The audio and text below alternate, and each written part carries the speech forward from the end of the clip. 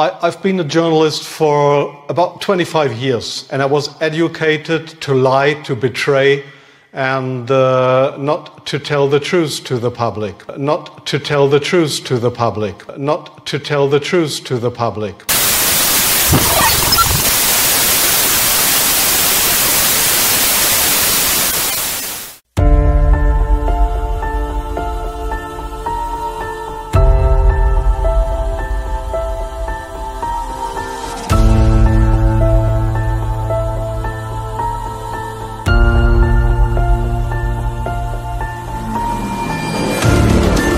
Well, I've been a journalist for about 25 years, and I was educated to lie, to betray, and not to tell the truth to the public. But seeing right now, within the last months, how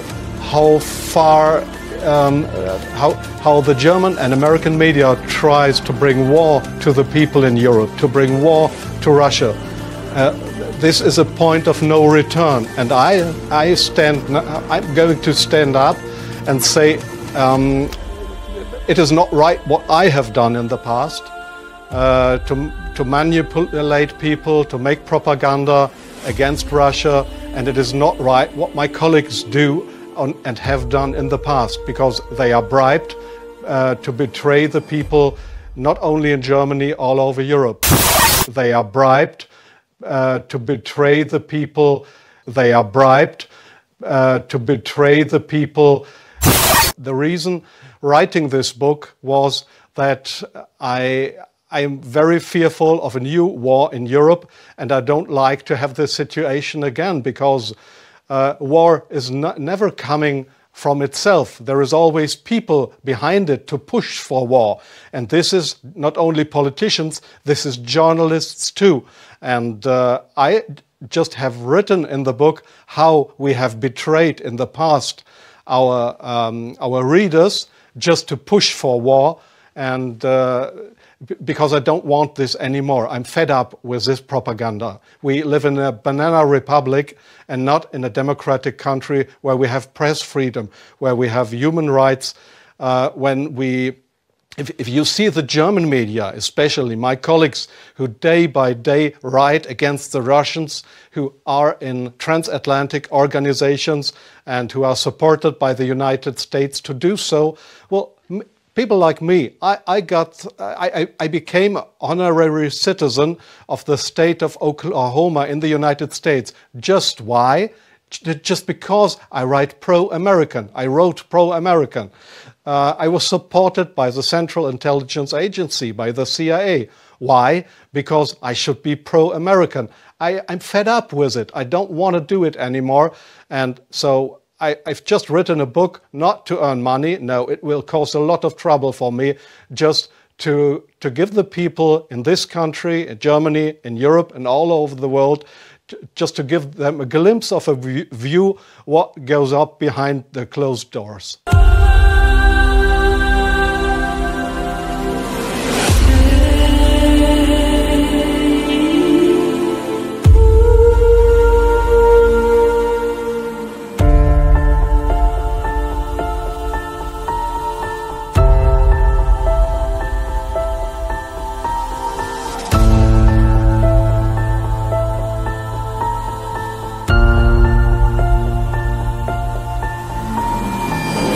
One of the hopeful things that I've discovered is that nearly every war that has started in the past 50 years has been a result of media lies. The media could have stopped it if they had searched deep enough. If they hadn't reprinted government propaganda, they could have stopped it. But what does that mean? Well, that means basically populations don't like wars. And populations have to be fooled into wars. Populations don't willingly and with open eyes go into a war. So if we have a good media environment, then we'll also have a peaceful environment. Our number one enemy is ignorance. And I believe that is the number one enemy of everyone, is not understanding what is actually going on in the world. It's only when you start to understand that you can make effective decisions and effective plans. Now, the question is, who is promoting ignorance? ignorance? Well, those organisations that try to keep things secret, and those organisations which distort true information to make it false, misrepresentative. In this latter category, it is bad media. It really is my opinion that the media in general are so bad. We have to question whether the world wouldn't be better off without them altogether. There's some very, very fine journalists, and we work with many of them, and some fine media organisations, but the vast majority are awful and are so distortive to how the world actually is.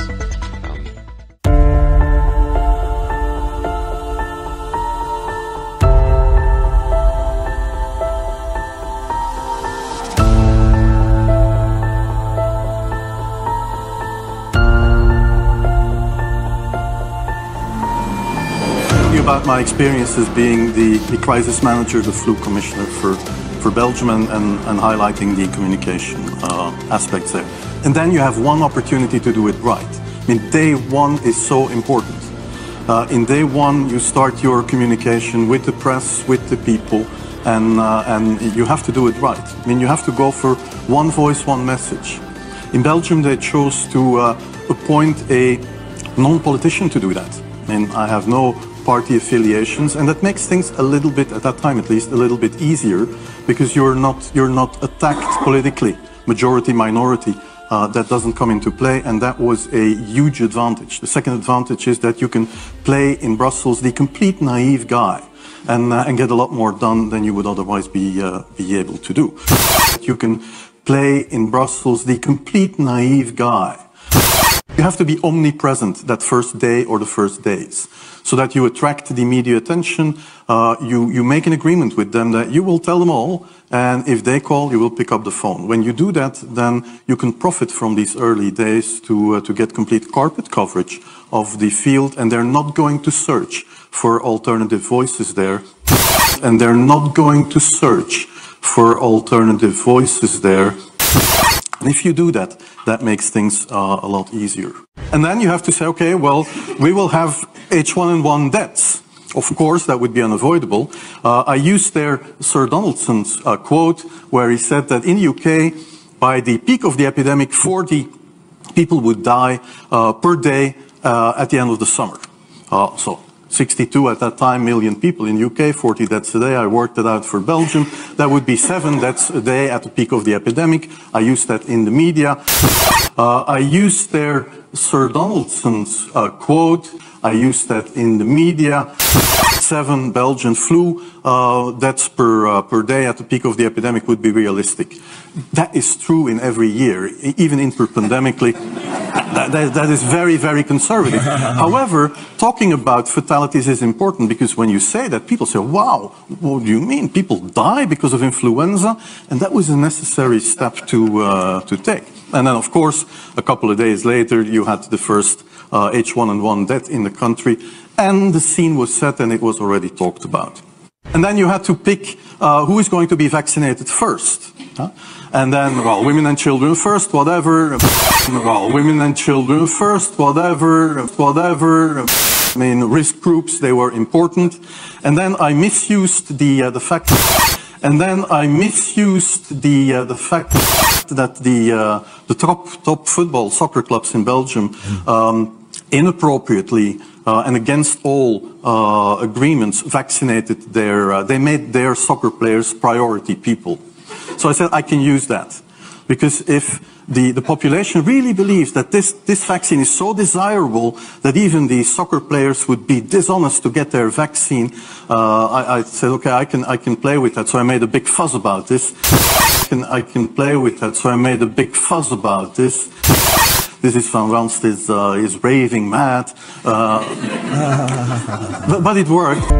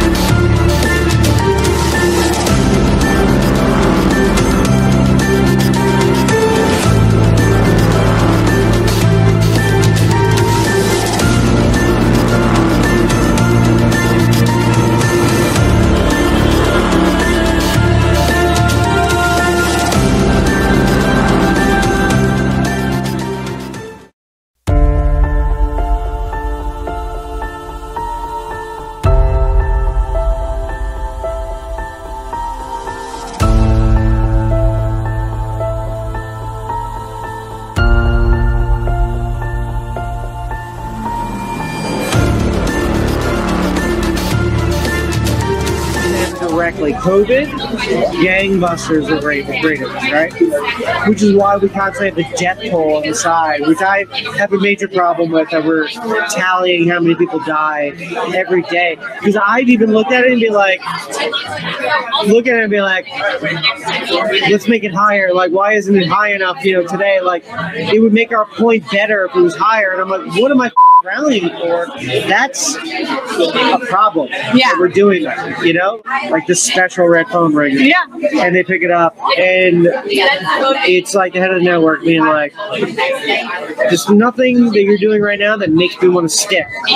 Put the numbers back up, because that's the most enticing thing that we have. So put it back up. So like things like that are constantly talked about. There's no such thing as unbiased news. Any reporter on CNN, okay. what they're actually doing is they're telling the person what to say. It's always like leading them in a direction before they even open their mouth. And the only people that we will have on the air, for the most part, are people that have proven track record of taking the bait. And the only people that we will have on the air are people that have proven track record of taking the bait.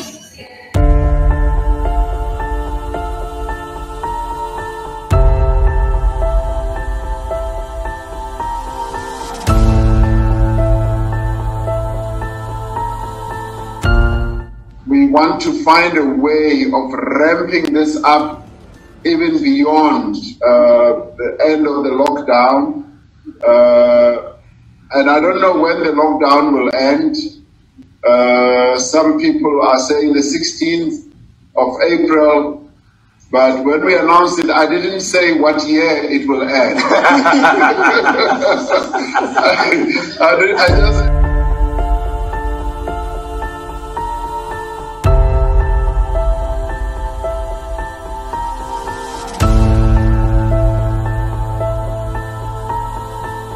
In een opwelling heb ik toen werd ik gebeld en in een opwelling heb ik wel gezegd, luister eens, we kunnen ook Wilders premier maken als je dat wilt, hè. Dus je doet het via ons voortaan. Ja, misschien moet je dit niet onthullen, maar dit is wel een beetje hoe het gaat. Luister eens, we kunnen ook Wilders premier maken als je dat wilt, hè. Dus je doet het via ons voortaan. Ja, misschien moet je dit niet onthullen, maar dit is wel een beetje hoe het gaat.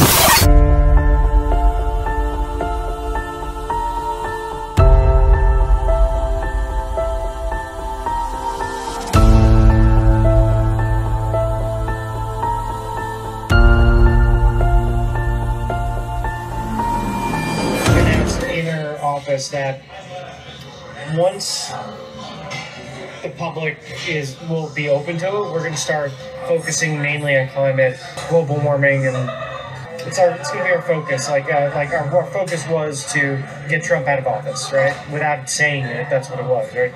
So our next thing is going to be for climate change awareness. What does that look like? I don't know. I'm not sure. I have a feeling it's just going to be like constantly showing videos of like decline in ice and weather warming up and like the effects it's having on the economy and really talking about the head of the network, like just who's that? Is that Zucker? Zucker, yeah. I imagine that he's got his council and they've all like discussed like where they think so that's like the next pandemic like story like that will be to death, but that one's got longevity.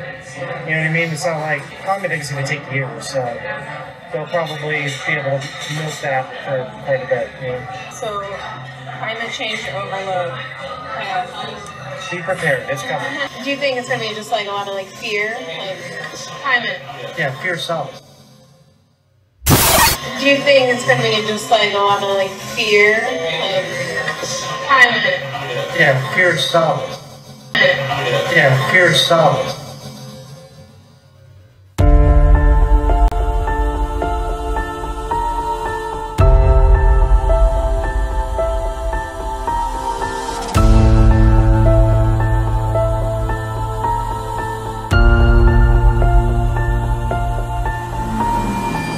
are you really shopping for this holiday season? It's okay, you can admit it, if you've bought an item or 2 or 10 for yourself. Well, it's okay, you can admit it if you have bought an item or 2 or maybe 10 for yourself. It's okay, you can admit it. You've bought an item or 2 or 10 for yourself. It's okay, you can admit it if you bought an item or 2 or 10 for yourself. It's okay, you can admit it if you bought an item or 2 or 10 for yourself. It's okay, you can admit it if you've bought an item or 2 or 10 for yourself. It's okay, you can admit it, Todd. If you bought an item or 2 or 10 for yourself. It's okay, you can admit it. If you bought an item or 2 or 10 for yourself. It's okay, you can admit it. If you bought an item or 2 or maybe 10 for yourself. It's okay, you can admit it. If you bought an item or 2 or 10 for yourself. It's okay, you can admit it. If you bought 1 or 2 or maybe 3 or 4, maybe even 10 items for yourself. It's okay, you can admit it. If you bought an item or 2 or 10 for yourself. It's okay, you can admit it. If you bought an item or 2 or 10 for yourself. It's okay, you can admit it, if you bought an item or 2 or 10 for yourself. It's okay, you can admit it. If you bought an item or 2 or maybe 10 for yourself. It's okay, you can admit it if you bought maybe an item or 2 or 10 for yourself. Is it okay? You can admit it. If you bought an item or 2 or 3 or 10 for yourself. It's okay, you can admit it. If you bought an item or 2 or 10 for yourself. It's okay, you can admit it. If you brought an item or 2 or 10 for you. It's okay, you can admit it. If you've bought an item or 2 or 10 for yourself. It's okay, you can admit it if you bought an item or 2 or 10 for yourself. It's okay, you can admit it if you bought an item or 2 or 10. Say for yourself. It's okay, admit it if you bought an item or 2 or 10 for yourself. It's okay, you can admit it if you bought yourself 1 or 2 or 10 things for yourself, because a lot of people do it. This is extremely dangerous to our democracy. This is extremely dangerous to our democracy. This is extremely dangerous to our democracy. This is extremely dangerous to our democracy. This is extremely dangerous to our democracy. This is extremely dangerous to our democracy. This is extremely dangerous to our democracy. This is extremely dangerous to our democracy. This is extremely dangerous to our democracy. This is extremely dangerous to our democracy. This is extremely dangerous to our democracy. This is extremely dangerous to our democracy. This is extremely dangerous to our democracy.